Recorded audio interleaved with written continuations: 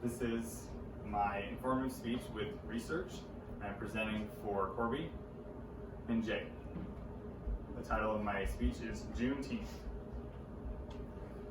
The darker history behind the Civil War is a hot topic depending on where you live. Students from across the country in varying age groups are taught specific information, but other information is excluded from the lesson. They're taught often pivotal figures, battles fought and won, but what about Juneteenth? Yes, you heard me correctly, Juneteenth. Juneteenth is a holiday commemorating June 19, 1865, when Order Number 3 was read to the people of Galveston, Texas. People across the defeated Confederate knew that all slaves were to be freed.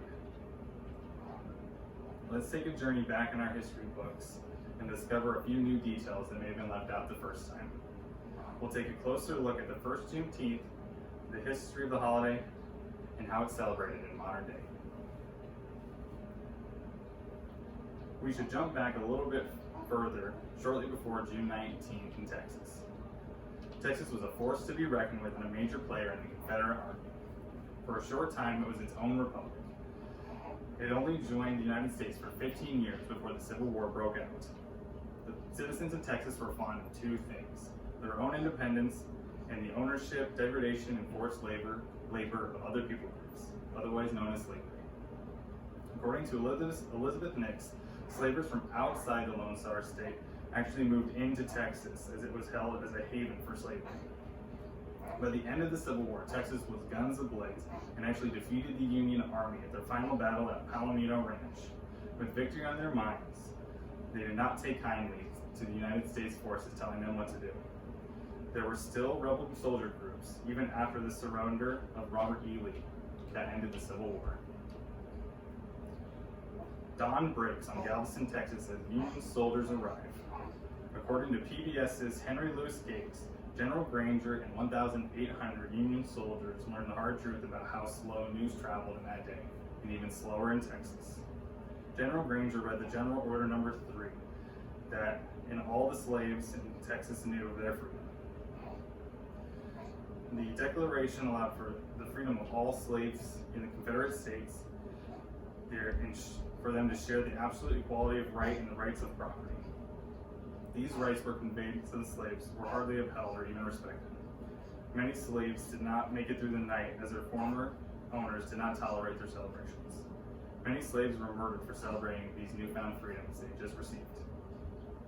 That freedom came 2.5 years after the Emancipation Proclamation, which was supposed to free all slaves in the Confederate States. The President, Abraham Lincoln, who gave the Emancipation Proclamation, was assassinated 2 months prior to the good news even arriving in Texas. The words of W.E.B. Du Bois said it best: "The slave went free, stood for a brief moment in the sun, then back again towards slavery." So much for one nation, under God, indivisible, with liberty and justice for all. According to Juneteenth.com, Juneteenth is the oldest commemoration of the end of slavery in the United States. Americans have a specific holiday where we already associate with freedom in our country's history. The 4th of July we celebrate by lighting off fireworks and remembering our country in our fondest terms. Why not celebrate slave independence on the day we already celebrate for independence of our own country? In short, cruel irony.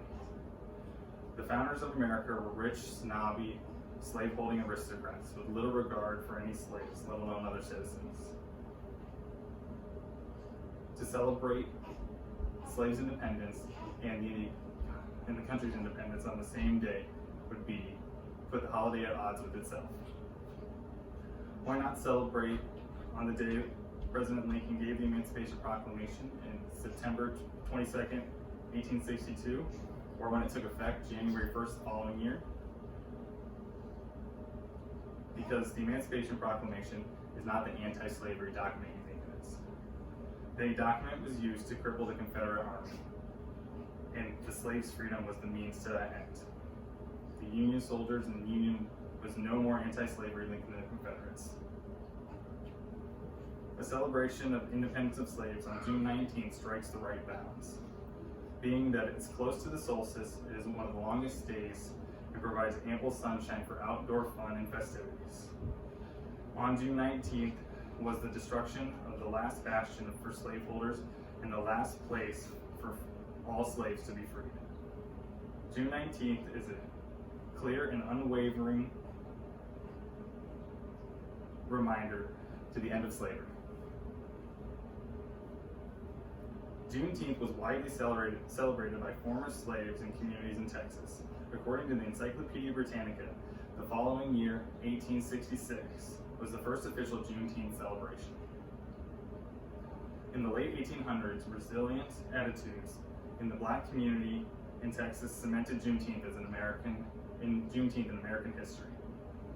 The holiday is set to represent the abolition of slavery and a reminder of the efforts to seek the equal rights promised in Order Number 3. Many people celebrated Juneteenth by boring holes in trees, lights, stuffing them with gunpowder and setting them alight, very similar to how we celebrate the 4th of July today.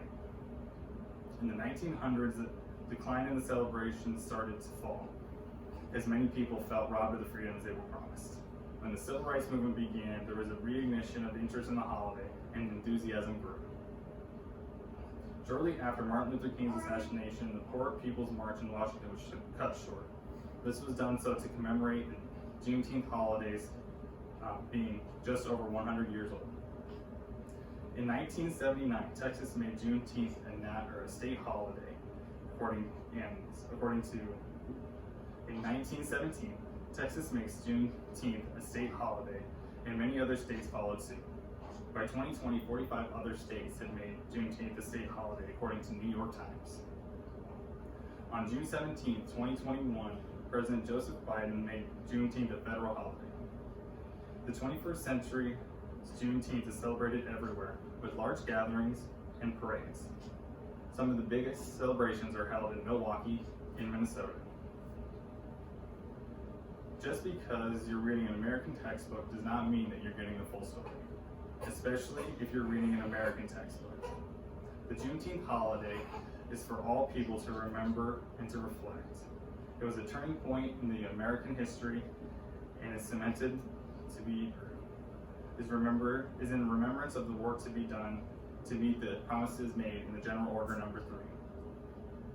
Taking one day to evaluate the freedoms this country allows for who it allows them to and who does not receive those freedoms is the least we could do for a group of people who put the work in without receiving any reward. Martin Luther King said it best, injustice anywhere is a threat to justice everywhere. Next June, remember Juneteenth and the continued fight for justice. Thank you. All right.